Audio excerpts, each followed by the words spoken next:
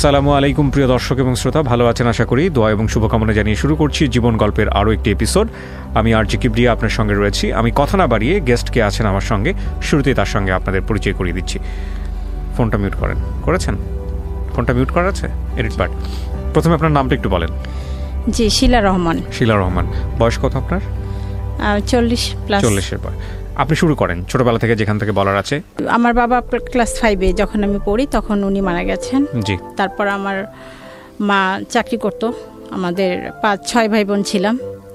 তারপর মানে আমার বড় 2 বোনকে বিয়ে দিছে, তারপরে 2 ভাই, তারপর মানে আমি পঞ্চম, তারপরে আমার ছোট বোন। জন্ম জেলা কোথায় আপনার? জি, জন্ম জেলা লালমনিরহাট। আচ্ছা।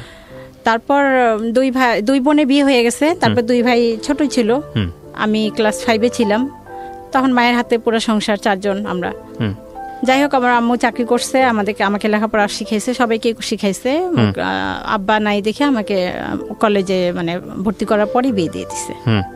বিয়ের পর ওখানে লালমিহাটে থাকা হয় নাই, হাজবেন্ড নিয়ে নারায়ণগঞ্জে চলে আসলাম। এখানে তো বেবি হলো, ছেলেটা হলো রিফাত, যাকে নিয়ে বলতে চাচ্ছি।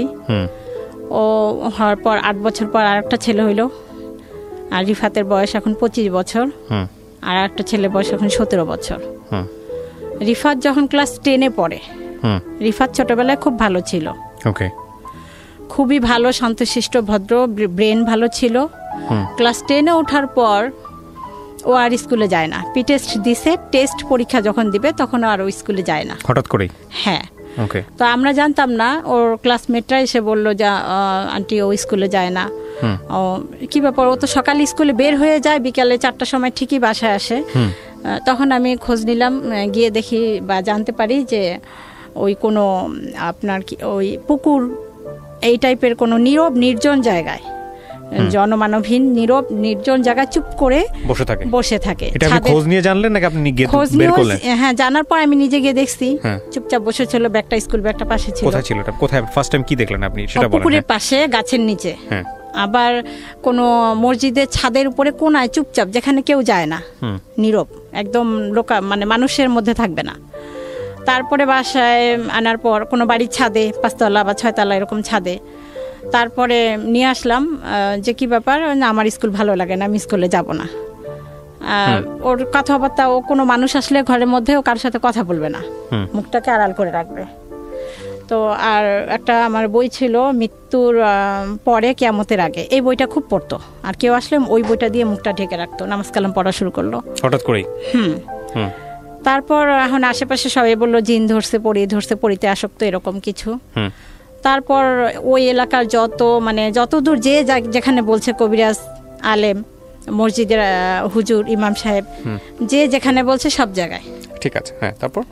তারপরে আর ও তখন থেকে ওর সন্দেহটা শুরু হয়েছে। ওই আমরা যেমন একটা হুজুর নিয়ে আসি, দেখাই যে না এটা, ওই বলে যে এই হুজুরটা ভালো না, ওই হুজুরটার কাছে চলো।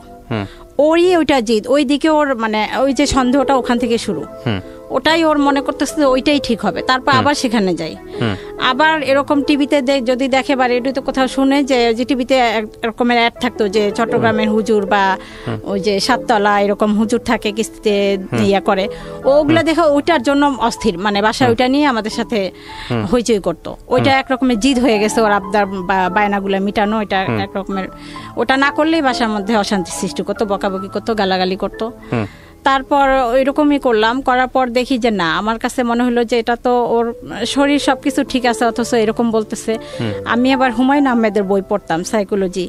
তখন আমার কাছে কেন যেন মনে হলো এটা কোনো মনের রোগ হইতে পারে, এরকম কিছু। তারপর ওই যে চট্টগ্রামের কোনো হুজুর টিভিতে যদি অ্যাড দেখে যে অমুক হুজুরের কাছে বা ওইরকম কোনো ইয়ার কাছে গেলে ভালো হবে, ওইটার জন্য বায়না করতো, প্রচুর বায়না করতো। তারপরে ওকে আমরা নিয়ে আসলাম যে না, ঢাকা পপুলার নিউরোলজি ডাক্তার দেখাইলাম। আচ্ছা। ওখানে দেখানোর পর উনি যে মেডিসিনগুলো দিল, তারপর ওগুলি 2-3 দিন খাওয়ার পর ওর মানে একটা সাইড এফেক্ট থাকে, যেটা আগে বুঝতাম না, এখন বুঝি। বমি টমি করতো, গ্যাস ট্যাস হতো, এরকম অজ্ঞান হয়ে পড়ে থাকতো, খুব প্রচুর বমি টমি করতো। আর শরীর এত মানে উইক দেখা যাইতো, এতটাই।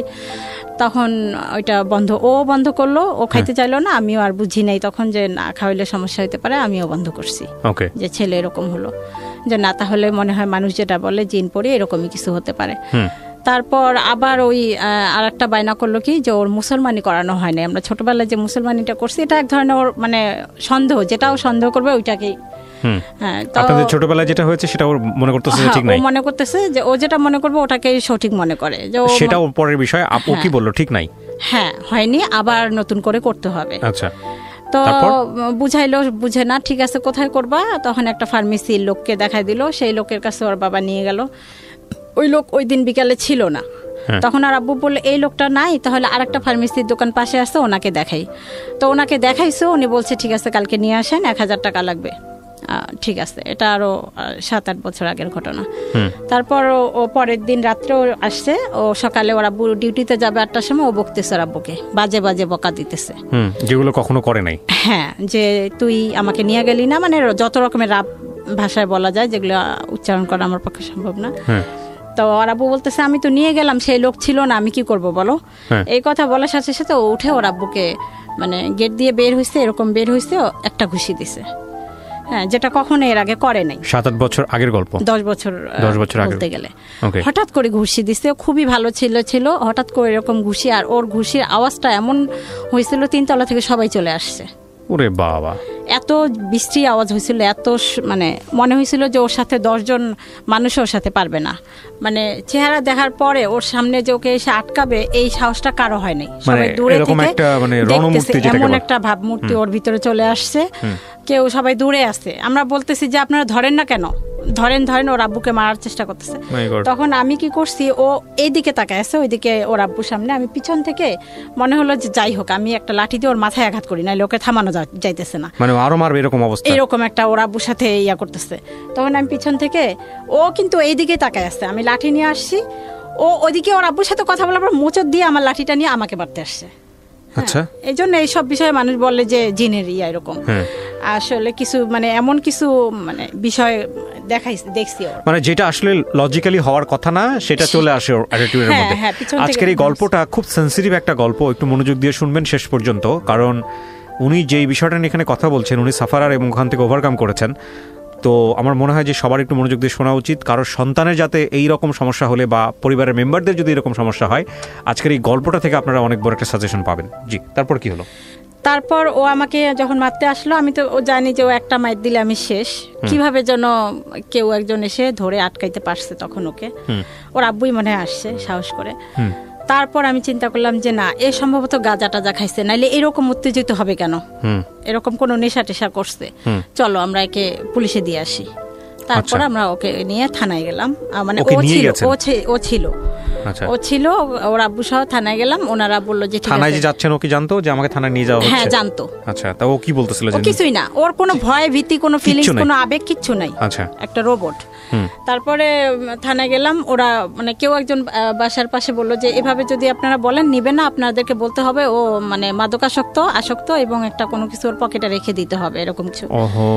এখন এটা তো খুবই কঠিন। ওই রাতটা, ওই দিনটা যে আমার কিভাবে কাটছে এটা কাউকে বুঝাইতে পারবো না, যে আমার ছেলেকে আমি মিথ্যা একটা কথা বলে পুলিশের কাছে ধরাই দিচ্ছি কারণ আমরা সেফে থাকার জন্য। কিন্তু কোনো একটা মা মিথ্যে কথা বলতেছি যে জিনিসটা কি একটা নেশা জাতীয় একটা ওষুধও নিয়ে আসছে ওর আব্বু, যে ওইটা বিছানা রাখবে, পুলিশকে বলবে যে ওইটা খায়। সেই রাতটা অনেক কষ্টেই গেছে। যাই হোক, তারপর ছেলেকে ভালো ভালো খাওয়াইছি, কালকে ছেলেকে নিয়ে যাবে পুলিশ এসে। তারপর পুলিশ আসলো, তো আল্লাহ পাকের অশেষ রহমতে পুলিশটা সম্ভবত খুব ভালো লোক ছিল। আমি পুলিশ আসার পরে আমি বাইরে গিয়ে, মানে আমার ছেলে মনে হয় মারা গেছে এরকম, আমি ডেকে নিয়ে আসছি, আমি কান্নাকাটি করতেছি বাইরে। তো পুলিশ এটা শুনছে হয়তো বা, তখন ওর মাকে ডেকে নিয়ে আসেন, আমাকে নিয়ে আসছে, কি ব্যাপার আপনি নিজে গেলেন আবার আপনি কান্নাকাটি করতেছেন? তখন আমি বলে ফেলছি যে স্যার ওর তো এটা জানি না। তখন উনি বলল যে এরকম তো মানসিক সমস্যা, এটা হইতে পারে, আপনারা ডাক্তার দেখান। উনি আমাদেরকে পাঠাই দিল, মানে উনি নিল না, অ্যারেস্ট করলো না। উনি নিজে ওই মুহূর্তে আমার ছেলেকে বললো যে আপনি নিয়ে যান হাসপাতালে। তখন আমি পিজি হাসপাতালে নিয়ে আসলাম। পিজি হাসপাতালে নিয়ে আসার পর ওখানে ওরা ভর্তি করতে বললো। এর আগ পর্যন্ত ডাক্তার কবিরাজ সমস্ত, এর আগ পর্যন্ত শুধু কবিরাজের কাছে, শুধু নিউরোলজি ডাক্তার দেখাইছে। তখন ওইটা অনেক আগে, তারও 1-1.5 বছর আগে। তারপরে মেডিকেলে নিয়ে আসলাম। মেডিকেলে নিয়ে আসার পর ওখানে ওরা 10 দিনের জন্য ভর্তি রাখলো এবং ডাক্তার আমাকে তখন ওরা জানাইলো যে আপনার ছেলের একটা রোগ, এই রোগের নাম সিজোফ্রেনিয়া, মানসিক রোগ, প্যারানয়েড সিজোফ্রেনিয়া। Paranoid schizophrenia. কত বছর আগে এটা জানলেন? জানলেও আমি তখনও বুঝি নাই যে এটা একটা রোগ। আমার কাছে ভাত পানির মতোই মনে হয়েছে, জ্বর কাশি এরকমই মনে হয়েছে। এবং আপনার কাছে মনে হচ্ছে, আপনি তখনও বিশ্বাস করেছেন যে এটা এই রোগ? বুঝি নাই যে এটা এত জটিল একটা কঠিন রোগ না, কিন্তু আপনি যখন আপনাকে বললো যে সিজোফ্রেনিয়া, তখন কি আপনি এটা বিশ্বাস করেছেন যে না এটা সত্যি সিজোফ্রেনিয়া, নাকি আপনি তখনও কবিরাজি? সিজোফ্রেনিয়া সম্পর্কেই তখন আমি জানি না, আমি জানি এটা জ্বরের মতো। কিন্তু আপনার দেখেন দুটো বিষয় এখানে, একটা হচ্ছে যে আমাদের সমাজে এরকম কোনো কিছু হলে প্রাথমিক পর্যায়ে যেটা মানুষ মনে করে জিন ভূতের কোনো ব্যাপার। আমি বুঝতে পারছি যে এটা একটা মানে রোগ, এটা মনে হয়েছিল। এটা আপনি অ্যাকসেপ্ট করেছেন? এটা আমি বুঝে গেছি। এইটা আমি কেন বারবার জোর দিয়ে জিজ্ঞেস করতেছি, এই অ্যাকসেপ্ট করার ব্যাপারটা খুব ইম্পর্টেন্ট। কারণটা হচ্ছে বিষয়টা কিন্তু যন্ত্রণা, যন্ত্রের একটা সমস্যা হলে না, আমি যদি বলি ধরেন আপনার হাতে একটা মেশিন আছে, মেশিনের কোনো একটা পার্টস নষ্ট হয়ে গেছে, আপনি যাবেন পাঁচটা লাগাবে, সঙ্গে সঙ্গে সার্ভিস দেওয়া শুরু করবে। মানুষের কিন্তু এরকম না। মানুষের যদি জ্বরও হয় সারতে অ্যাটলিস্ট 3 দিন সময় লাগে। আর মানুষের মধ্যে যখন অস্থিরতা কাজ করে তখন কিন্তু মানুষ একটা পথ্য বেছে নেয় না, বিভিন্ন রকম। কেউ যদি বলে ডাক্তার, কেউ বলে যেখানে বলে সেখানে মনে হয় যে গেলে ভালো হবে। আর আমাদের সমাজে সাধারণত এই ধরনের প্রবলেম বৈজ্ঞানিকভাবে সমাধান করতে চায় না কেউ, জিনভূত মনে করেই ওইখানেই পড়ে থাকে। এই জন্যই আমি আপনাকে জিজ্ঞেস করছিলাম যে আপনি মেডিকেল সায়েন্সটা অ্যাকসেপ্ট করেছেন কিনা। এটা আমি প্রথমেই অ্যাকসেপ্ট করছি। ওকে, তারপর যেহেতু আমি ওই যে হুমায়ুন আহমেদের বইগুলো পড়তাম সাইকোলজিক্যাল, প্রথমেই আমি করছি। কিন্তু শুধুমাত্র আমি করলে হবে না, আমার পরিবার ওরা কোনোভাবেই অ্যাকসেপ্ট করেনি। এ পর্যন্ত, এখন পর্যন্ত বলতে গেলে অনেকেই করে নাই। আমার আশেপাশের লোক করে নাই। ওদের কথা অনুযায়ী তখন বলবো কেমন মা, আমরা বলতেছি অমুকের কাছে নিতে, তমুকের কাছে নিতে, এখনো নিচ্ছে না। তখন থেকে আমি আসি যে সাইকোলজি কোনো ডাক্তার যদি দেখি আমি তাহলে দেখাবো।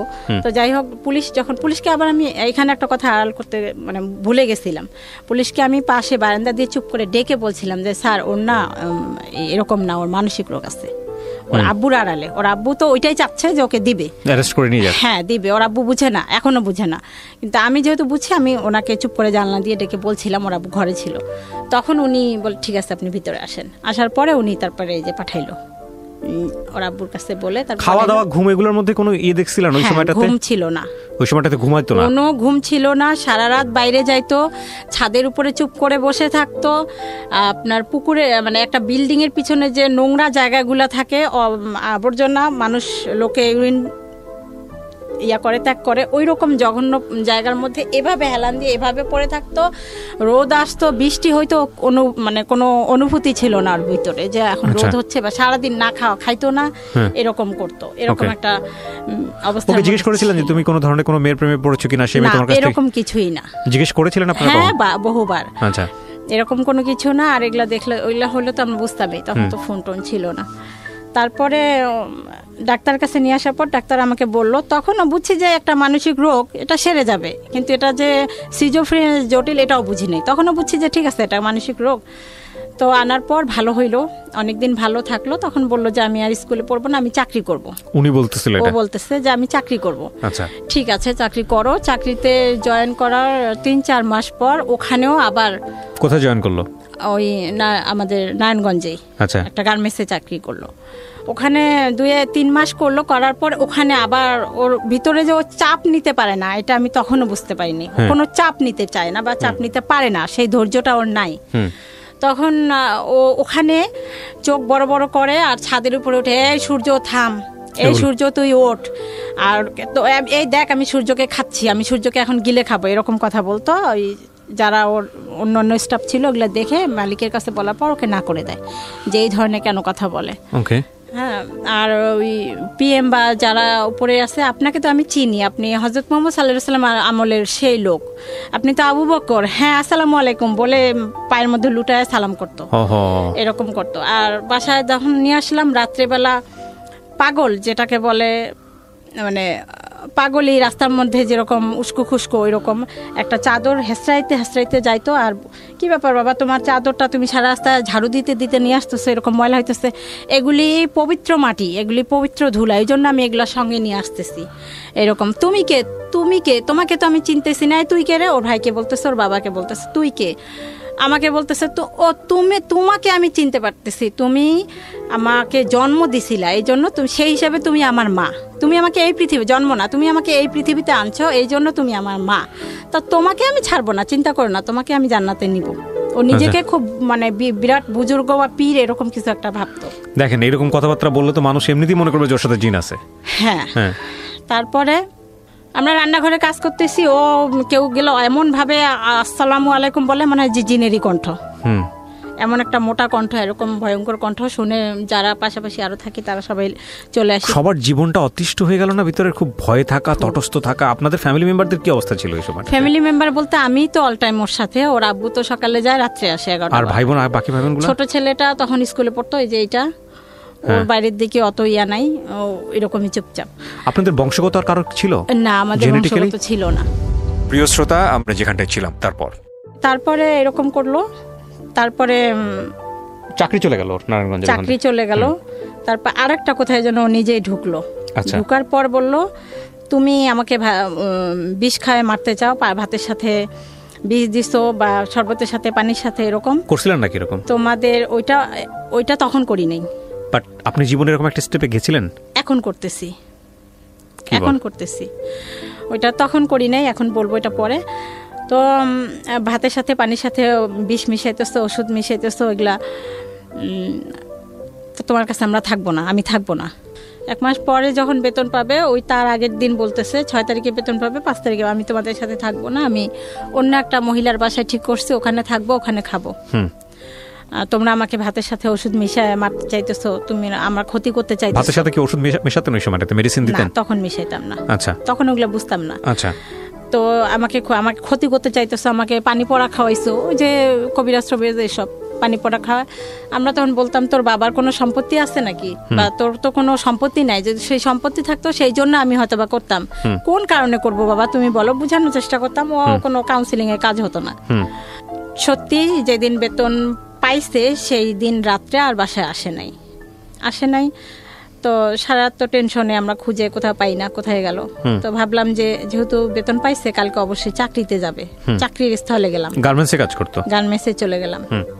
গার্মেন্টসে আমি গেলাম, গেটের দারোয়ানের সাথে অনুরোধ করে বললাম যে ও আসবে, আমাকে একটু এখানে বসতে দেন। ওনারা আমাকে বসতে বললো। তারপর ছেলে আসলো, আর আমি ওর আব্বুকে জানাই রাখলাম তুমি কিছু লোকজন নিয়ে আসবা, ওকে ধরে নিয়ে বাসা যাইতে হবে। তারপর যে ওর আব্বু লোকজন নিয়ে ওকে ধরে নিয়ে বাসায় আসলো।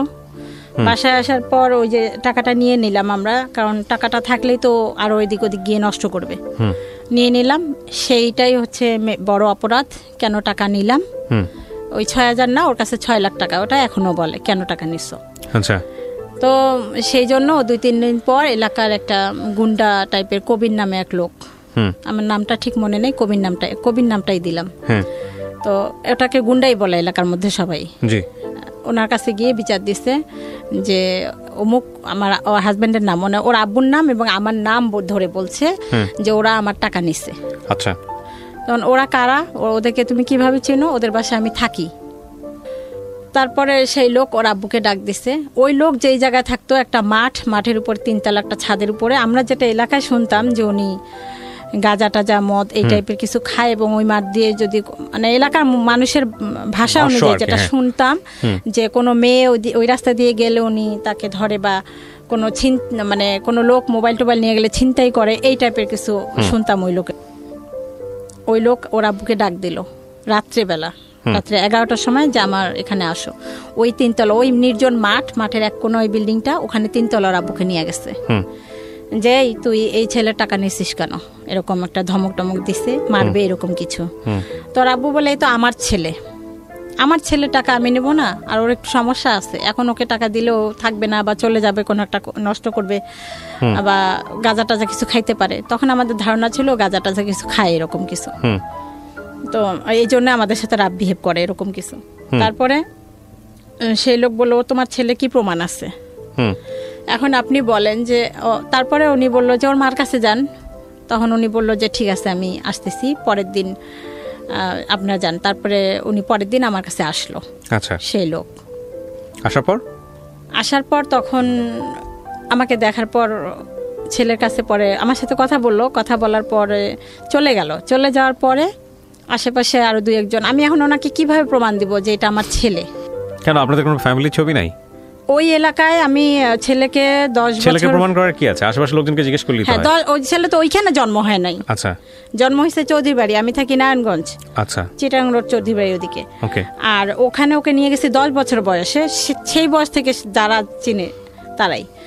তা মা আমাকে আমার ছেলের পরিচয় দেওয়ার জন্য আরেকজন লোকের কাছে পরিচয় দেওয়ার প্রমাণ দিতে হবে, এমন একটা কঠিন সিচুয়েশন। তখন আমি বললাম যে যা আমি ওদেরকে ছোটবেলায় নিয়ে আসছি, অমুক অমুকের কাছে গিয়ে আপনি জিজ্ঞাসা করেন। উনি জিজ্ঞাসা করছে, এরপর ছেলে প্রতিদিন ওই লোকের কাছেই যায়। আচ্ছা, সারাদিন থাকে না, রাত্রে থাকে না, ওর আব্বু আর আম্মু সারা রাত খুঁজি।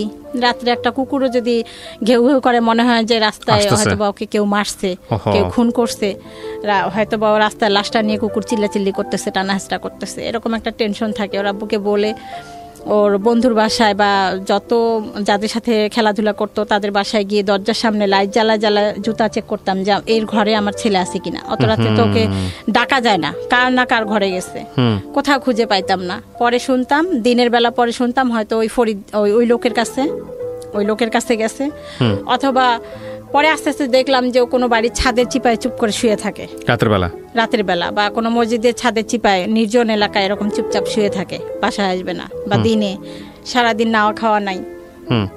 বেশিরভাগ সময় ওই লোকের কাছেই থাকতো, ওই গুন্ডাটার কাছেই থাকতো। 10-5 টাকা হয়তো বা দিত।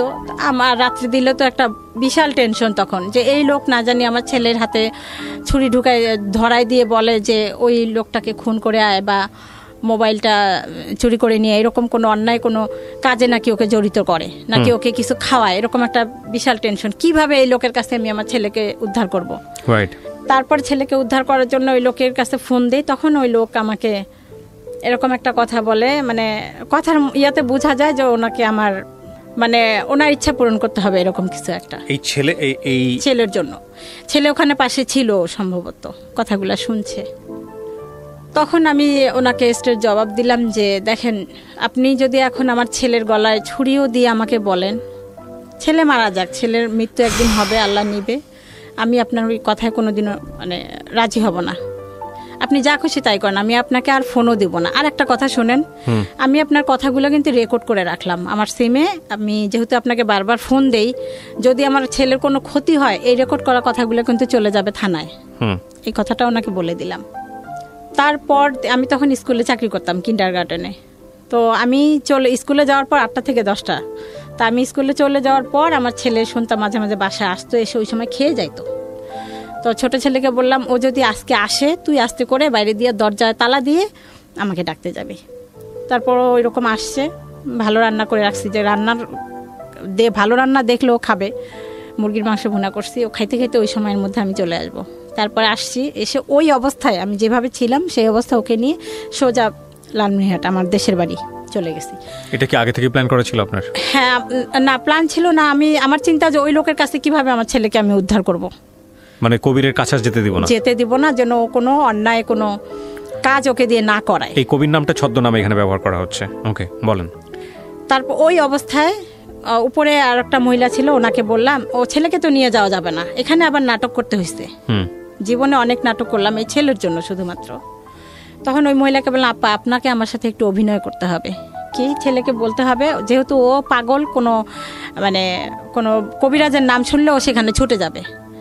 তো আপনি আসবেন, এসে আমাকে বলবেন, আপা আমাকে বকবেন ওর সামনে আমাকে বকলেও খুব খুশি হয়। আপনি আমাকে বকবেন আর বলবেন যে অমুক জায়গায় একটা ইয়ে আছে, ওখানে নিয়ে যান, আপনি আমাকে টাকা দিবেন।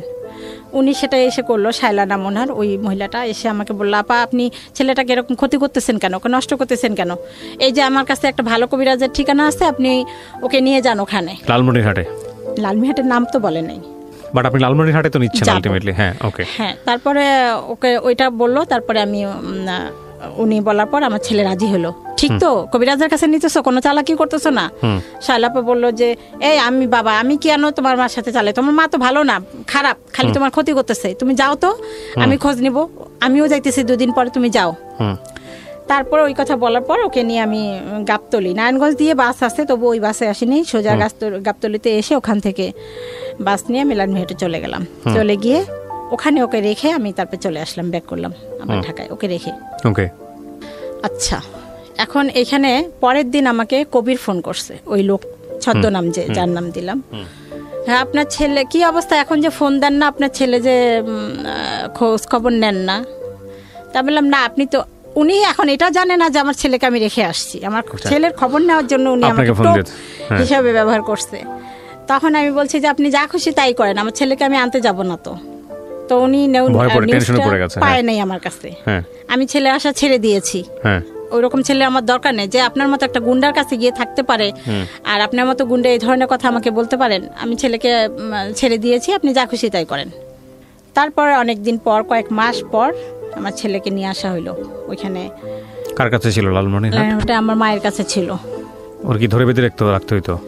তখন কোনো মাঝে মাঝে ও ভালো হয়ে যাইতো, অটোমেটিক ভালো হয়ে যাইতো মাঝে মাঝে, খুব নরমাল আচরণ করতো। নরমাল আচরণ করতো। মা আর একটা বিষয়, ও বাইরের কারোর সাথে কোনো খারাপ কখনো করেনি? কখনো এই পর্যন্ত করে নাই। ইন্টারেস্টিং। তারপর? হ্যাঁ, অন্যান্য এই সিজোফ্রেনিয়া অন্যান্যরা করে, কিন্তু এর বেলায় সেই জিনিসটা এখন যায় নাই।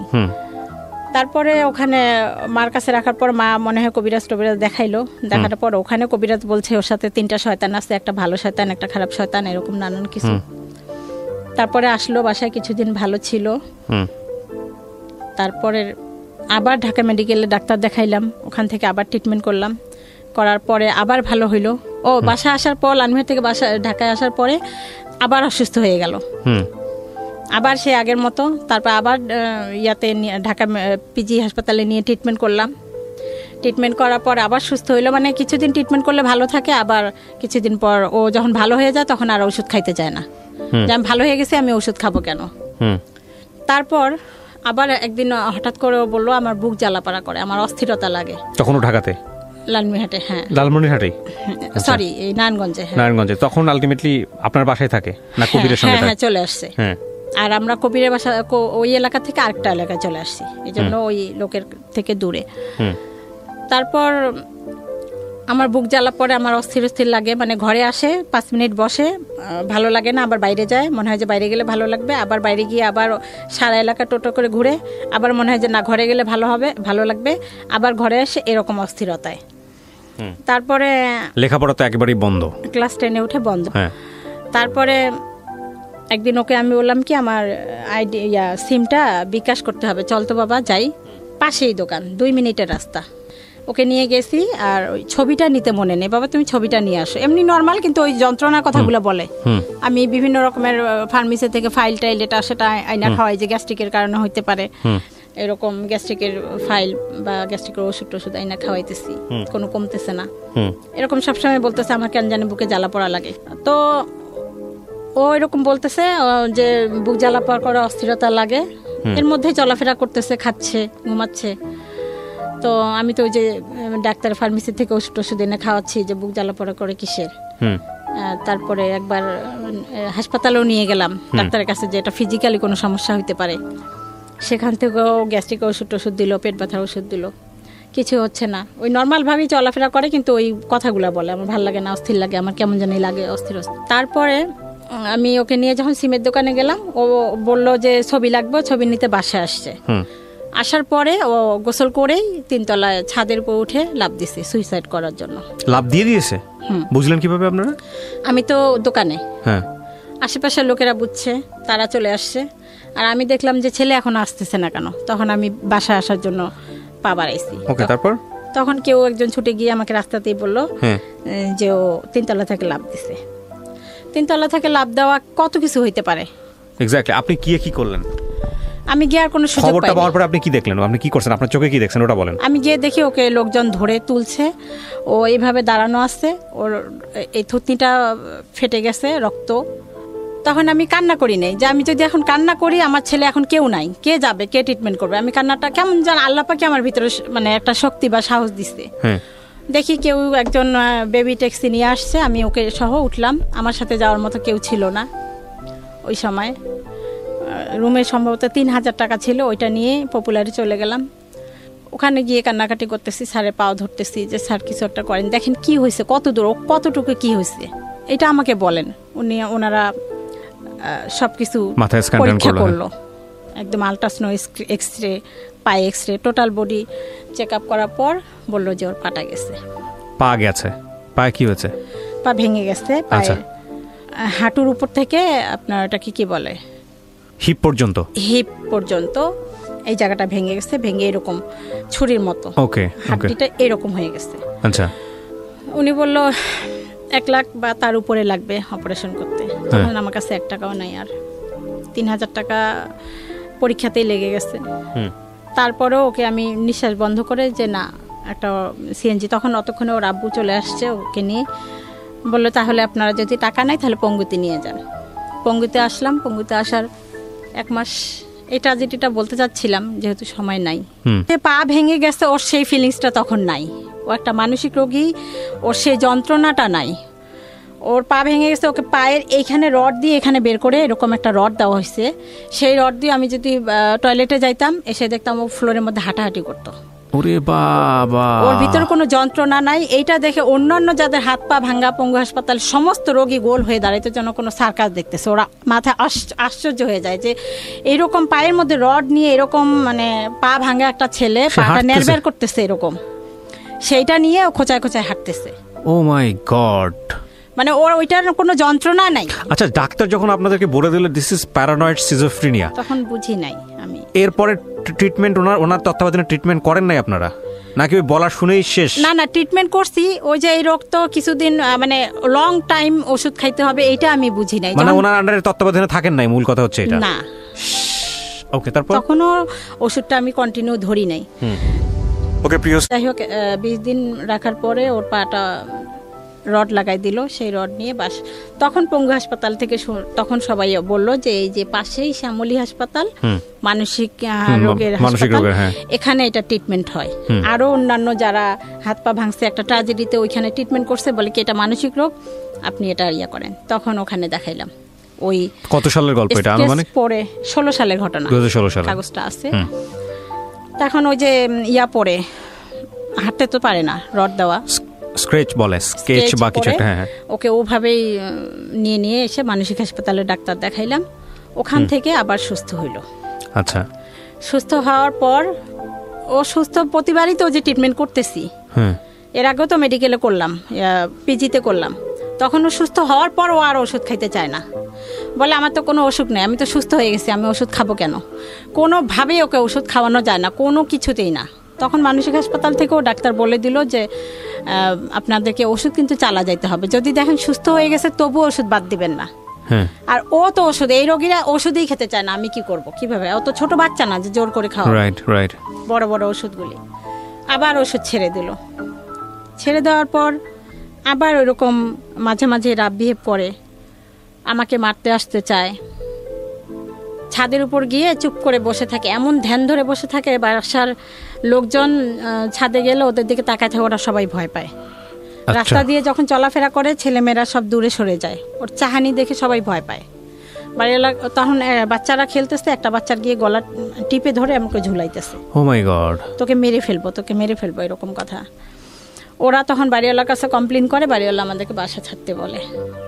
4-5 বছর বাসায় ছিলাম, ছাড়তে বলে যে আপনার ছেলে এরকম একবার 3 তলা থেকে লাফ দিচ্ছে, তবু আমরা মেনে নিছি। এখন এরকম ছাদে গিয়ে চুপ করে বসে থাকে, মানুষ ভয় পায় ছাদে যাইতে, আর আশেপাশে এরকম করে, কমপ্লেন সবাই করতেছে, আপনি আমার বাসা ছেড়ে দেন। হ্যাঁ, তো আমরা বাসা ছাড়ি। তার আগে ভাবলাম যে আবার ওকে হাসপাতালে নিয়ে যাই। তখন ট্রিটমেন্ট করেই তখন যে ইঞ্জেকশন দেয় ফার্মেসি থেকে ওষুধগুলো কিনতে গিয়ে কোনোভাবে ভুল ওষুধ দেয়, তখন আমি অতটা বুঝি না যে কোন ওষুধ কীরকম, জানি না কেন হয়েছে এই ঘটনাটা, আমি আজও জানি না। ওষুধ দেওয়ার পর ওই যে আগের দিন যখন ওষুধ টষুধ দিল, ইঞ্জেকশন দিল, পরের দিন আমরা বাসা ছাড়বো। ভাবলাম নতুন বাসায় যাই, ওষুধ খাওয়াই, যদি ভালো হয় ওখানে যেন কোনো আচরণ না করে। আমরা বাসা ছাড়ছি, আর এই বাসা ও কী করছে, পুরা উলঙ্গ হয়ে রাস্তা দিয়ে হাঁটছে, শুধু জাঙ্গিয়া পরে। আর আমরা তো ওই নতুন বাসায় গেছি, তো এলাকার সবাই কোন বাসায় গেল খোঁজ পায় না। তারপরে কোনোভাবে কেউ আমার নাম্বার দিছে, ফোন দিছে যে আপনার ছেলেকে এসে দেখে যান। এসে দেখি এরকম সব মানুষ জড়সড় হয়ে দেখতেছে, ভিডিও করতেছে, কেউ কেউ মজা নিতেছে। আর ওর পাশে কেউ যাওয়ার সাহস নাই, সবাই ভয় পায় দূর থেকে। ধরতে পারবে কি, ধরার মানে সবাই ওকে ভয় পায়, কিভাবে ওকে ধরবে, কিভাবে আমার কাছে নেবে। ওর আব্বু আর আমি অনেক কষ্ট করে বাসায় নিয়ে গেলাম। নিয়ে যাওয়ার পর তখনও বুঝে নেয় ও কোন ইয়াতে গেছে, কেন এটা হলে এখনও বুঝে, আজও জানি না। বাসায় নেওয়ার পর ও যখন রাত্রে বিছানা থেকে নেমে টয়লেটে যাবে, ও যেভাবে পাটা দেওয়ার দরকার অন্যভাবে পাটা দিয়ে ধাম করে ওয়াল শোকেসের উপর পড়ে ওয়াল শোকেসের গ্লাসগুলো ভাঙলো। ইচ্ছা করে ভাঙে নেই, ও কিন্তু পড়ে গেছে, অ্যাবনর্মাল, ওর শরীর একদম লুজ হয়ে গেছে। আবার আমরা ধরতে যাই, শুধু এইটুকু মনে আছে আমাদেরকে এইভাবে বলতেছে, সর, মানে আওয়াজও বেশি একটা নেই, মুখ জড়ায় জড়ায় কথা বলতেছে। আবার ও অন্যদিকে হাঁটতেছে, যেদিকে বাথরুম সেদিকে না গিয়ে অন্যদিকে হাঁটতেছে, সেখানে পড়ে যাচ্ছে। ড্রেসিং টেবিলে পড়ে ড্রেসিংয়ের গ্লাসগুলো ভেঙে ফেললো। তারপর জোর করে ধরে যখন বাথরুমে নিলাম, ওই কলের পরে কলটা ভেঙে ফেললো। তারপর নিয়ে আসলাম, তখন বললাম যে ও তো খাইতে দিলাম, ও খাওয়া এখানে ভাত, ও অন্য জায়গায় হাত দিচ্ছে। তখন মনে হলো মানে ওর ব্যালেন্সটা নাই, ছেলের চোখগুলাই চলে গেছে, এরকম মনে হচ্ছিল। চলেই গেছিল তখন প্রায়, মানে ও চোখে কিছু দেখে না। আচ্ছা, আপনি আজকে কথার মাঝখানে একবার বলে ফেলেছেন যে মাঝখানে মনে হতো যে ওকে সুইসাইড করার জন্য বা ওকে মেরে ফেলার জন্য কোনো স্টেপ নিতেন আপনারা, যেটা আপনি বলতে চাচ্ছিলেন, আপনি বলেছেন, এখানে রেকর্ড আছে। এটা আর মাথা নাড়ালে হবে না, তাহলে ব্যাখ্যা করতে হবে ঘটনাটা কি। হ্যাঁ, আমি যেটা বলছিলাম, ও যখন বলতো যে তোমরা আমাকে বিষ খায় মারার চেষ্টা করতেছো, সেই বিষটা কি, আচ্ছা, সেইটা ও যেটা সন্দেহ করছে সেই সন্দেহটা এখনো আছে, সেটা এখন করতেছি, সেটা বিষ না, সেটা ঔষধ। আচ্ছা আচ্ছা, সেটা আপনি ব্যাখ্যা করতে চাচ্ছিলেন। তো এরকম হতো, সহ্য তো মানুষের একটা শেষ আছে। আমার নিজেরও একটা বাচ্চা আছে, আমি জানি যে এক্সট্রিম লেভেলে করলে ওর মা মাঝে মাঝে দুই একটা চল লাগাই দেয়।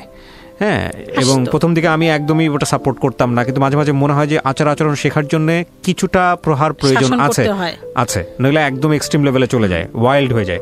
কিন্তু আপনি কি কখনো গায়ে হাত তুলতেন এই যখন এরকম আচরণ করতো? সেই মানে সেই ইয়াটাই ছিল না, ওকে ধমকও দেওয়া যাইতো না, ও 4টা ধমক দিত, মানে নিতে পারতেন না, মানে ও যদি কিছু করবেন আমরা যে করবো সেই সাহসটাও আমাদের ছিল না। ওর এমন ভাবমূর্তি হয়েছে, যে মানুষ মৃত্যুর পরোয়া না করে না, তাকে আপনি শাসন করে কি করবেন? হ্যাঁ, কথাটা এখানেই। একদিন আমি, এই তুই এই কাজটা করলি কেন, এখানে একটা থাপ্পড় দিছি। হ্যাঁ, ও আমাকে সাথে সাথে এখানে একটা থাপ্পড় দিছে, আমার কানটা এখনো ফাটা, ভিতরে পড়া ফেটে গেছে। মানে সাধারণ কথার মধ্যেই, কেন তুই আমার গায়ে হাত তুললি? আমি তখন বুঝি না যে ওই রকম এক্সট্রিম লেভেলে চলে গেছে। যাই হোক, তারপরে কি হলো? সেই রাত্রে তারপরে ওই অবস্থা, তখন আমি দেখলাম যে ও চোখেও দেখে না, ওর মধ্যে কোনো ব্যালেন্স নাই। ওকে তখন ওকে আমরা বাঁধার চেষ্টা করলাম। ওর আব্বু আর ছেলে ঘুমাই গেল, একবারের মধ্যে ওর আব্বু আর ছেলে ঘুমাই গেছে। তখন ও আমাকে ওকে আমি বুঝাইতেছি, দোয়া টোয়া পড়তেছি, তখন ও আমাকে বলতেছে, আমার পায়ের কাছে বসে বলতেছে, আম্মু।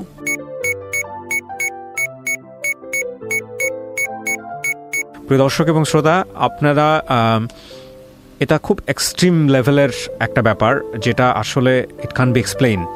আমি আজকে এই গল্পটাকে এভাবে আপনাদের সামনে উপস্থাপন করছি এই কারণে যে এগুলো আসলে আমাদের গণমাধ্যমে সেভাবে আসে না, বা এগুলো নিয়ে তেমন কথাবার্তাও হয় না। আমাদের মেইন স্ট্রিম গণমাধ্যম বলি বা যাই বলি না কেন, সেই জায়গাগুলোতে আমরা আসলে মোটা দাগে যেসব জিনিস নিয়ে ব্যস্ত থাকি, সেই সব জায়গার চেয়েও যে আরও অনেক গুরুত্বপূর্ণ বিষয় অনেকভাবে আসতে পারে, সেই জায়গাটিকে আমি বরাবরের মতো আমার রেডিও ক্যারিয়ারে খুব সিরিয়াসলি দেখানোর চেষ্টা করেছি। সেরকম একটা গল্প এটা, যে কারণে আমি কোনো বিষয়ে আপনাদেরকে মানে বুঝতে বাকি থাকে এরকম কোনোভাবেই উপস্থাপন করছি না। আমি শুধু দেখানোর চেষ্টা করছি, যেটাকে উনি প্যারানয়েড সিজোফ্রেনিয়া বলছেন বা জাতীয় রোগ বলছেন, সেটা হলে একটা মানুষ, পরিবারের একটা রক্তের বন্ধনের মানুষ, সে কি পরিমাণ অমানুষ হয়ে যেতে পারে, বা কি পরিমাণ ওয়াইল্ড হয়ে যেতে পারে, কি পরিমাণ তাকে কন্ট্রোললেস অবস্থায় আপনারা চিন্তা করতে পারেন, সেই অবস্থা বোঝানোর জন্য আমি গল্পটা এভাবে উপস্থাপন করছি। এতে করে কেন ভেবে উপস্থাপন করছি সেটার একটা ব্যাখ্যা আমি এখনই দিয়ে রাখছি, যাতে করে আপনার পরিবারে যদি কেউ এরকম হয় ইনিশিয়াল স্টেজে, আপনারা যাতে প্রপার ট্রিটমেন্ট নিতে পারেন, বা যদি এরকম স্টেজে চলেও যায়, কিভাবে আপনি কিওর করবেন তাকে, কিওর করার জন্য আপনাকে কি পরিমাণ ধৈর্য, শক্তি, সাহস নিয়ে লড়াই করতে হবে, যে লড়াই কোনো অর্থেই যুদ্ধক্ষেত্রে লড়াইয়ের চেয়ে কম শক্তি সম্পন্ন না, সেরকম একটা লড়াইয়ের সাহস যেন আপনি আজকের এই গল্প থেকে পেতে পারেন। So this is a very important story. বলেন তারপর। তখন দেখলাম যে ওর চোখটাও চলে গেছে, ও নড়তেও পারতেছে না। তখন ওকে আমি শিকল দিয়ে বেঁধে রাখলাম, এবং তখন আমি নেটে সার্চ দিলাম যে এই 4টা ওষুধ ওকে খাওয়াচ্ছি, এগুলো আসলে কি। তখন আমি নেট ইউজ করা শুরু করছি মাত্র, তার আগে এতদিন করি নেই। ওর ওই রোগের কারণে, ওই যে পা ভাঙলো, ও তখন আমি নেটে, মানে সবাই রক্ত আমি পাচ্ছিলাম না, ওর পা যখন ভাঙলো, কেউ রক্ত কোথাও পাচ্ছিলাম না। অন্য বেডে সবাই দেখি ফেসবুকে ছাড়তেছে, রক্ত দিচ্ছে। তখন আমার হলো যে না, আমিও ফেসবুক ইউজ করবো, এরকম সমস্যায় পড়লে যেন রক্তটা করতে পারি। তারপর আমি নেটে সার্চ দিয়ে দেখলাম যে একটা ওষুধ আসতো, ওইটা যদি বেশি খাওয়ানো হয়ে যায় তাহলে চোখের জ্যোতি চলে যেতে পারে, সেই রকম হতে, মানে দুর্বল হয়ে যায়, কোনো শক্তি থাকে না শরীরের। তো দেখলাম সেই ওষুধটা ও দিনে 4 বার করে খাচ্ছে, ও নিজেই খাচ্ছে, ও তো আমাদের কথার মধ্যে থাকে না, নিজেই ঘর করে খাচ্ছে। সাথে সাথে ওষুধগুলো সরাই ফেললাম, সব ওষুধ খাওয়া নিয়ে বন্ধ করলাম। কিছুদিন পর স্বাভাবিক হইল। হওয়ার পর ওই ইঞ্জেকশনটা শুধু দিতাম, মাসে 21 দিন পর একটা ইঞ্জেকশন হয়, সেটা দিতাম। ওষুধ আর খাইতেও চায় না, ও কোনোভাবেই খাইতে চায় না। 20 সাল এসে সব থেকে মারাত্মক, সব থেকে ভয়ঙ্কর যে কাজগুলো হয়, যেগুলো সহ্য করার মতো না, সেই কাজগুলো 20 সালে এসে ঘটানো শুরু করলো। মার্চ মাস থেকে ও সম্পূর্ণ, এতদিন আমরা জানতাম যে হয়তো বা গাঁজা টাজা খায় এই জন্য এরকম করে, কিন্তু মার্চ মাসে সম্পূর্ণ লকডাউনে 3 মাস ঘরে ছিল, একটা সিগারেটও খায় নাই। তারপরেও ঘরের জিনিসপত্র ভাঙচুর, এতদিন ভাঙে নাই। এখানে আরও একটা ঘটনা আমি বলতে ভুলে গেছি। ওই যে ওই বাসায় যখন এই ঘটনাটা হইল, সেদিন পরের দিন সকালে বাড়িওয়ালা এসে দেখে আমার ঘরের জিনিসপত্র ভাঙচুর। তখন উনি ভাবলো যে নিশ্চয় ছেলেটা ভালো না, এই যে অসুখ এটা বুঝে নেই। বাবার শিকলে বাধা, আপনি আজকে এই বাসা ছেড়ে চলে যান, আপনি কেন আসছেন, বা ছেলের এই রোগ আছে আপনি কেন গোপন করছেন, আপনার ছেলে তো গাঁজা টাজা খায়, আজকে এই মুহূর্তে বাসা ছেড়ে চলে যান। এখন ওই ছেলেকে আমি সামলাবো নাকি ওর টেক কেয়ার করবো, নাকি আমি বাসা খুঁজতে যাব, না জিনিসপত্র গোছাবো, এরকম একটা কঠিন পরিস্থিতি। ওটাকে অনুরোধ করলাম যে আমাকে একটু সময় দেন, উনি মানলো না, আজকেই চলে যান। পাশে কে যেন পরিচিত একজন ছিল, সে বলল যে না, এরকম ছেলেটার এরকম সমস্যা। ও তারপর 2-3 দিন পর যেটা হয়েছে, ও রুমে থাকতে চায় না, শিকল খুলে দেওয়া হলো। যখন একটু স্বাভাবিক হইলো, কিন্তু একটু ভালো হয়, কিছুক্ষণ পর আবার অ্যাবনর্মাল হয়ে যায়। ওই পাশে অন্য কারো বাসায় গিয়ে খাবারের যে ডুলি থাকে, রুমে ঢুকে খাবার ডুলি থেকে ভাত বের করে নিয়ে খায়। ওর ধারণা ওইটা আমাদেরই ঘর, কিন্তু ওই যারা ওই বাড়ির লোক তারা মনে করছে যে ও কোনো মানে কি বলে ওগুলাকে, ছিনতাইকারী বা কোনো কিছু হইতে পারে, মানে চুরি টুরি করে যেগুলি, এরকম কিছু চোর টোর হইতে পারে। ওকে ধরে মারধর শুরু করছে। তারপরে পাশে একটা পরিচিত লোক, ও আরই ওকে মারতেছে কেন, ওর তো সমস্যা আছে। উনি বুঝছে যার যে পরিচিত লোকের চোখে, তখন ওই লোককে ওকে ছুটায় আমাদের বাসায় নিয়ে দিয়ে আসছে। ওকে আমরা আটকায় রাখতে কোনোভাবেই পারি না। তারপর 20 সালে এসে যে এরকম মারাত্মক অবস্থা, ভাঙচুর করে, আমাকে বলে তোকে বটি দিয়ে টুকরা টুকরা করে মেরে ফেলবো। মানে খুব ভায়োলেন্ট, খুবই মানে অস্বাভাবিক আচরণ হয়ে গেছে। আমার ওর আব্বুকে মারতে চায় ছুরি দিয়ে, কোনোভাবে ওষুধ খাবে না, অনেক কষ্টে মানে হাসপাতালও আসবে না, ওষুধও খাবে না। অনেক কষ্টে যখন হাসপাতালে নিয়ে আসলাম যে স্যার ওকে ভর্তি করেন, ও বাসায় মারামারি করে, আমার ছেলেকে মারছে রক্তাক্ত অবস্থায়, তাও আরো মারতেছে, গলা টিপে ধরছে, রক্ত পড়তেছে, মাথা ফেটে গেছে। ছোট ছেলেকে মারছে ওই, ওর আব্বুকেও মারধর করে, আমাকেও মারতে আসতে চায়। টিভিটা নিয়ে একদম ছুঁড়ে আমার দিকে ফেলতে গেল, আমার মাথার উপরে টিভিটা নিচে পড়ে গেল। মোবাইল ইচ্ছা মতো বেশ কয়েকটা মোবাইল ভেঙে ফেলছে। এত উদ্ধত, এত মানে এখন আর কোনোভাবে কন্ট্রোল করা যায় না। 20 সালে এসে কোনোভাবেই আর ওকে কন্ট্রোল করতে পারতেছি না। তারপর হাসপাতালে নিয়ে আসলাম, মানসিক হাসপাতালে, অনেক কষ্টে। তখন ও ভর্তি হবে না, ভর্তির কাগজ স্যার লিখে দিছে, ভর্তি হয়ে আরেকটা রুমে যাব। ও চলে আসছে ওখান থেকে, আমাকে রেখে ও একাই চলে আসছে বাসায়। এরকম করে একটা মাসে 4 বার এই মানসিক হাসপাতালে আসা হয়েছে। আচ্ছা। আর কোনো বাসেও আসবে না, রিজার্ভ সিএনজি বা এরকম কিছু। এই মুহূর্তে এসে ওর আব্বুরও চাকরি চলে গেছে। আমি আমার প্রাইভেট টিউশনি কিছু করতাম, সেগুলো বলতে গেলে স্কুল বন্ধ থেকে বাদ। আমরা একেবারেই বলতে গেলে পথে নেমে গেছি। তারপরেও নিজেরা যেভাবেই চলি, যেভাবেই খাই, ছেলের ট্রিটমেন্টের জন্য অনেক কষ্ট করে এদিক ওদিক টাকা ঋণ করে ওকে মানসিক হাসপাতালে ভর্তির চেষ্টা, যখন 4 বার আসা যাওয়া করলাম, কোনোভাবেই হলো না। আর ওর আরও একটা জিদ যে আমাকে ফার্মেসি থেকে এই ফাইলটা এনে দাও, 300 টাকা, 400 টাকা, 500 টাকা, এই ফাইলটা এনে দাও, এটা খাবো, এটা 2 দিন খাই, আবার এটা এনে দাও। প্রচুর টাকা, প্রচুর ঋণ হয়ে গেল, কোনোভাবেই আর পারতেছি না। তখন ফেসবুকে আমি একটু ছাড়লাম যে আমি আর কি করব, আর পারতেছি না, এখন হয়তোবা আমার নিজেকে শেষ করার মতো একটা পরিস্থিতিতে আমি চলে আসছি, এরকম একটা কিছু লিখছিলাম। তখন আমার ফেসবুকে কিছু মেয়ে ফ্রেন্ড, এরা ওখানে পোস্টেই কমেন্ট করছে যে আপু আপনাকে অনেক দিন থেকে দেখি, আপনি প্লিজ লজ্জা পাবেন না, আমাদেরকে একটু নক দিয়েন। তখন নক দিলাম। ফারজান আহমেদ তনু আপু, উনি অস্ট্রেলিয়া থাকে, উনি 40,000 টাকা পাঠাইলো। সেই টাকা নিয়ে তারপরে ওকে কিছু ঋণ দিলাম, দেওয়ার পরে আরও একটা বোন পাঠাইলো 20,000 টাকা। এরকম 3-4 জন পরে 7-8 জন টাকা পাঠাইছে। সেই টাকা দিয়ে হাসপাতালে আবার আসলাম, এসে ভর্তি করলাম।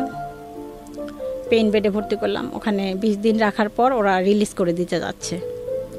ওখানে হাসপাতালেও ঘটনা ঘটছে, অন্য অন্য যারা মানসিক রোগী তারা আমাকে মারছে, নার্স মনে করে মারছে না আপনাকে? হ্যাঁ। তো যেহেতু সময়টা কম তাই শর্ট করে বলতেছি, ওরটাই বলতেছি। তখন 20 দিন পর ওরা রিলিজ করে দিচ্ছে। আমি বললাম যে আপা, ও তো ডাক্তারকে বললাম যে ও তো ভালো হয়নি, আপনারা দেখতেছেন ভালো, কিন্তু বেডের মধ্যে আমার সাথে রাব বিহেভই করতেছে, ও কন্ট্রোলে আসে নাই, তো ও তো ওষুধ খাচ্ছে না, আপনার শুধু 3টা ওরা ইঞ্জেকশন দিয়ে যায় কিন্তু এসে ওষুধ খাওয়ায় না। ওষুধ খাওয়ার জন্য ওখানে ওই ঝড়ঝাপটা, ওষুধ খাবেই না। ওর বাসাতে তখন এই যে লাস্ট এই যে এই আসে, তুমি পানির মধ্যে আমি ওষুধ মিশাইছি, ভাতের মধ্যে ওষুধ মিশাইছি, পাতিল ভরা ভাত সব বাইরে ফেলে দিত, পাতিল ভরা মাংসের তরকারি সব বাইরে ফেলে দিত। মানে তখন ওষুধ মিশিয়ে মিশিয়ে খাওয়াতেন? না, তখন খাওয়াই নেই। আচ্ছা, তখনও খাওয়াইনি, তখন ওইটাও বুঝিনি, ফেলে দিত ওর সন্দেহ। আর এতগুলা ভাত আমরা সবাই খাবো, সেটা কিভাবে আমি ওষুধ মিশাবো? রাইট। দেখা যায় আমি রান্না করছি, দুপুরে একটু পরে খাবো, ও তার আগে খাইতে গেছে, খাওয়ার পরে বলতেছে তুই ভাতের সাথে ওষুধ মিশাইছিস কেন, বলে সব ভাত ফালাই দিচ্ছে। এত অত্যাচার করার পর ওর গায়ে হাত তুলতেন না আপনারা? এটা আমি কোনো ইয়া নাই, ও মানে স্কোপ নাই ওকে একটা তুই ধমক দিয়ে কথা বলার স্কোপ নাই, এখনো নাই। এখন যে কন্ট্রোলে আসছে আলহামদুলিল্লাহ, এখনো নাই। যদি কখনো আবার আপনার কাছে আসতে পারি, ওকে নিয়ে দেখবেন একটা কোনো রকমের রাগ হয়ে কোনো কথা ওর সামনে বলা যাবে না, এখনো না। এখন আমাদেরকে মানে মানে খুব নম হয়ে থাকতে হয় ওর সামনে, খুব নীরব, খুব সাইলেন্ট এখনো থাকতে। কিন্তু ডাক্তার তো আপনাদের কোনো না কোনো সাজেস্ট করেছিল, কোনো না কোনো কিছু বলেছিল, কিছু কি বলেছিল? ওষুধটা নিয়মিত খাওয়ায় যাবেন, লং টাইম আজীবন ট্রিটমেন্ট করতে হইতে পারে। ওষুধ খাওয়ার পরেও মাঝে মাঝে এরকম উত্তেজিত হইতে পারে, হবে। আর ওর সাথে ওর চাহিদাগুলো মানে ওর মতে মতে থাকার চেষ্টা করবেন। ওর মতে মতে থাকা মানেই টাকার খেলা। ও কোনো ড্রাগ নেয় পরবর্তীতে কি আইডেন্টিফাই করলেন? না না, ড্রাগ নেয় না। আচ্ছা। মানসিক হাসপাতালে যখন রাখলাম 20 দিন পর, তারপরে ওনারা রিলিজ করে দিল। 2-1 দিন আমি, দোষ হচ্ছে যে 2-1 দিন আমি বাসায় চলে আসছিলাম, ওরা গার্জিয়ান রাখতে বলে। ও বাইরে কারো মানে অন্য বেডের কারো কোনো ক্ষতি করে না, তারপরও গার্জিয়ান চলে গেল কেন? আমাকে বাসা সামলাইতে হবে, আমার টিউশনি ছিল, ওই জন্য রিলিজ করে দিল। নিয়ে আসার 7টা দিনও ভালো থাকলো না। তখন অন্য আমি এখন কি করব, আমাকে ভিখারি হইতেই হবে, কোনো উপায় নেই। আমি আবার ফেসবুকে কিছু ফ্রেন্ডদেরকে নক দিলাম, ওরা সাথে সাথেই বললো যে আপনি যে বলছেন এটাই বিশাল। ওনারা কেউ 10,000 কেউ 15,000 এরকম টাকা পাঠাইলো। ওই টাকা দিয়ে আমি রিহ্যাবিলিটেশন সেন্টারে রাখলাম। অনেকেই বললো যে ও গাঁজা খায়, বা ওই সেন্টারে মানসিক রোগেরও ট্রিটমেন্ট হয়, প্লাস মাদকাসক্ত দুইটাই হয়। ওখানে তখন রাখলাম, ওখানে 3 মাসের কোর্স একটা, সবাই বলে যে ওখানে গেলে ভালো হবে। ওখান থেকে ফিরে আসার 4-5 দিন ভালো ছিল। ওখানে ওদের সামনে সম্পূর্ণ ভালো, আপনি কথা বলবেন, আপনার বাইরে মানুষের সবার সাথে খুব ভালো, শুধু বাসায় আমাদের সাথে মানে বাবা মা আর শত্রু, ওর মা শত্রু, বাসায় আমাদের সাথে ভালো না। ওখানে ওরা বলে তো ওষুধ খাচ্ছে এখন, নিজের থেকে নিজে খায়, আর সমস্যা নেই, নিয়ে যান। নিয়ে আসলাম, আর এতগুলো টাকা দিয়ে খরচকে বারবার তো আমাদের রাখা সম্ভব না। নিয়ে আসার পরে 4-5 দিন ভালো ছিল, তারপরে আবার সেই রাব বিহেভ। এখন আমি চিন্তা করলাম যে আর রিহাবে ওই একই ওষুধই 3 বেলা খাওয়ায়, মানসিক হাসপাতালে ওষুধই 3 বেলা খায়, একটা জায়গা আটকায় রাখে। আমি আমার ঘরকেই রিহ্যাবিলিটেশন সেন্টার বানাবো। আমি আপনাকে কিছু কোশ্চেন করি, হ্যাঁ, আপনি আমার কোশ্চেনের অ্যান্সারগুলো দেন, তাহলে আপনার গল্পের একটা জায়গায় আমরা আসতে পারবো। কত সালে প্রথমে এই রোগটা ধরা পড়ে ওর? আমার এটা 12 সালে মেবি, 2012 সালের দিকে। আজকে হচ্ছে 21 সাল, 9 বছরের গল্প আপনার। 9 বছরের গল্প 1 ঘন্টায় তুলে নিয়ে আসা সম্ভব না, প্রথম কথা হচ্ছে এটা। এবং 9 বছরের গল্পের আপনি যদি একটা দিনের অনুভূতি বর্ণনা করেন, এটা আপনার ঘন্টার পর ঘন্টা লাগবে, এটাও আমি জানি। এখন আমি যেটা বুঝতে পারছি যে ও সাময়িক সুস্থ অবস্থার মধ্যে আছে। ওর বয়স কত হয়েছে এখন আনুমানিক? 25 বছর। 25 বছর। ওর কি বিয়ে শাদী দেওয়ার চেষ্টা করেছেন? এখন করতেছি। এখন করতেছেন। সমস্ত কিছু জানিয়ে যখন আপনারা যান, স্টেপ নেন, তখন কি হয়? বিয়ের জন্য আপনারা কিভাবে স্টেপ নেন? লাইক পাত্রীপক্ষকে সমস্ত কিছু জানান, ওরা ব্যাপারে জানিয়ে তারপরে স্টেপ নেন? হ্যাঁ, ও রাজি? এটাই বলছি যে ও এখন মোটামুটি স্বাভাবিক পর্যায়ে আছে। তো আমি এমন একটা মেয়ে চাই যে মেয়েটা খেতে পারে না, এরকম যেই ঘটক তাকে বলছি যে এমন একটা অসহায় মেয়ে আমাকে এনে দেন, যে এসে যদি অনেক মেয়ে আছে যারা খেতেই পারে না পরিবারে, মা বাবা বা অন্য জায়গায় বিয়েটি হয়ে গেছে, মানুষের বাসায় কাজ করে খাইতেছে, এরকম অনাথ নিয়ে আসেন, বা লেখাপড়া জানে না, আমি তাকে বাংলাটা শিখাবো, আরবিটা শিখাবো, তৈরি করে নিব আমার মতো, অন্ততপক্ষে যেন এটা ওর জন্য সোয়াব হয়, ওর জন্য ভালো হয়, আমার সোয়াব হবে। আমি তো আছি, আমার তো একটা মেয়ে নাই, মেয়েও লাগে। কিন্তু এখানে কথা হচ্ছে যে যে এরকম ফ্যামিলিতেও গেছে, তারাও নেয় না। আপনি সেটা বললেন, বাট আমি জানি না আপনার এই উদ্দেশ্য জায়গাটা, আমি জানি না আল্লাহ কার কপালে কি লিখে রেখেছেন, বাট আমি মনে করি এইভাবে চিন্তা না করে বরং অ্যাকসেপ্টেন্সের জায়গা থেকে নর্মালি ট্রাই করা উচিত। আপনার মনে হতে পারে যে একটা মেয়ে যে আসলে অনেক বেশি ঠেকা অনেক দিক থেকে, সে অন্তত এরকম একটা ছেলেকে মেনে নেবে, বিষয়টা এরকম না, বিষয়টা আসলেই এরকম না। বরং আপনি ফাইন্ড আউট করেন এরকম পরিবার, যে পরিবারে অন্তত এই রোগটা সম্পর্কে জানে, বা যারা অন্তত কোনো না কোনো স্টেজে সাফার করে গেছে, তারা রিলাই করতে পারবে। তো আমি নিঃসন্দেহে এটা একটা ভয়ঙ্কর রকমের যুদ্ধ। আমি গল্পের শেষে এসে কী মন্তব্য করবো আমি খুঁজে পাচ্ছি না। তবে কেউ যদি আপনাদের এই গল্প শুনে আপনার সঙ্গে কন্ট্যাক্ট করতে চায়, আপনি যদি তাকে অ্যাকসেপ্ট করেন, তাহলে লিবারেলি আমরা যেটা বলেছি অনুষ্ঠানের শুরুতে, আমরা সেই কাজটা করব, আমরা যোগাযোগ করিয়ে দিব। আর আমি আপনার সমস্ত কিছু এখানে পরিচয় গোপন রেখে, সমস্ত কিছু গোপন রেখে আমি এখানে উপস্থাপন করেছি। আমি চাই না কোনোভাবে আপনার সামাজিকতা ক্ষতিগ্রস্ত হোক। এবং মা হিসেবে আপনি যে কথাগুলো এখানে বলেছেন আপনার সন্তানকে নিয়ে, সেটা প্রশ্নাতীতভাবেই আমরা বিশ্বাস করব, কারণ মা তো মাই। বাকিটুকু আপনি জানেন কতটুকু সত্য কতটুকু মিথ্যা। তবে আপনি যে ব্যাপারটা বলেছেন যে প্যারানয়েড সিজোফ্রেনিয়া, এটা যদি কেউ গুগলে সার্চ করে, ইউটিউবে সার্চ করে, তাহলে খুব ভালো করে ধারণা পাবে যে আসলে কি হয় এটা হলে। তো প্রিয় দর্শক এবং শ্রোতা, গল্পটা খুব অল্পতেই আমরা শেষ করছি। আপনারা কেউই হতাশ হবেন না। সারা জীবন জুড়েই আপনাদেরকে ট্রাই করতে হবে, এবং এই ট্রাইয়ের জায়গাটা যেন কখনোই আপনারা ছেড়ে না দেন, যদি সত্যিই মনে করেন এই মানুষটা আপনার জীবনের জন্য খুব গুরুত্বপূর্ণ। কিছু বলার আছে শেষে আপনার? আমি এটাই বলবো যে এই রোগ যদি কেউ বুঝতে পারে কোনোভাবে যে তাদের পরিবারে কারো মানসিক সমস্যা আছে, তারা কোনোভাবেই যেন ট্রিটমেন্টটা ছেড়ে না দেয়।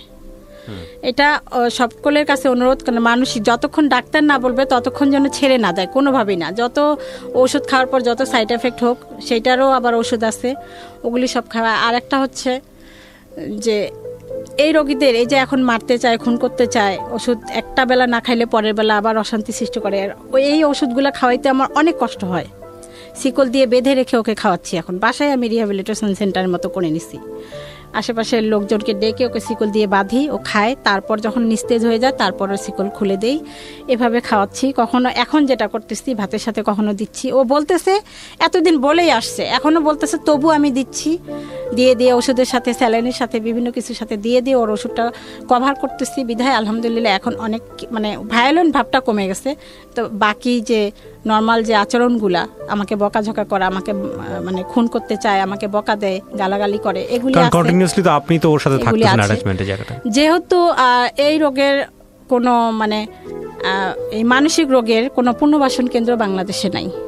শুধু 2টা হাসপাতাল, একটা মানসিক হাসপাতাল শ্যামলীতে আর একটা পাবনায়। শ্যামলীতে তো গার্জিয়ান থাকতে হবে, পাবনায় থাকবে না। পাবনায় দিও কি, আমি আমার আশেপাশে যাদের কাছে শুনলাম, ওরা পাবনা থেকে রিটার্ন এসে আজীবন ট্রিটমেন্ট করতেই হয়, আর ওরা ওষুধেই খাবে না। তাই সরকারের কাছে, মাননীয় প্রধানমন্ত্রীর কাছে আমার আকুল আবেদন, অনুরোধ যে এই ধরনের রোগীদের বাসস্থানের জন্য যেন একটা পুনর্বাসন কেন্দ্রের ব্যবস্থা করে। তাহলে আমার মতো এরকম অনেক মানে পরিবার আছে, তারা একটু স্বস্তি পাবে। কেউই চায় না যে পাকা রাস্তার মাঝখানে দাঁড়ায় থাকতে, যে এইখানে বাস আসতে পারে, ট্রাক আসতে পারে, সবসময় একটা আতঙ্কের মধ্যে থাকতে হয় ওকে নিয়ে, কখনো কোন কাজটা করে বসবে। একটু সময় বের করে আজকে আপনার কাছে আসছি, এর মধ্যে বারবার ফোন দিচ্ছি এবং ও ফোন দিচ্ছে। এটা আমার ভিতরে অনেক একটা টেনশন, না জানি কি করতেছে। আজকে ডাবল ওষুধ খাওয়াই আসছি এই জন্য, যেন কোনো কিছু না করে। ওকে প্রিয় দর্শক এবং শ্রোতা, শেষ হয়ে হলো না শেষ। অদ্ভুত এক গল্প। এই গল্প হয়তো আজকে রাতে অনেকেরই ঘুম কেড়ে নেবে। তবে আমরা দোয়া করি কারো পরিবারেই যেন এরকম না হয়। যদি হয়েই যায়, তবে মনে রাখবেন, জীবন একটা যুদ্ধক্ষেত্র। আমৃত্যু সেই যুদ্ধ আমাদের করে যেতে হয়, এবং কখনোই যেন আমরা নিজের জায়গাটা থেকে নিজেকে সেই জায়গাটায় কম্প্রোমাইজ না করি। কারণ নিজে ভালো থাকা মানেই ভালো থাকা নয়। ভালো থাকতে হলে চারপাশের মানুষদেরকে নিয়েই ভালো থাকতে হবে। অনেক অনেক ধন্যবাদ। আজকে এখানেই শেষ করছি।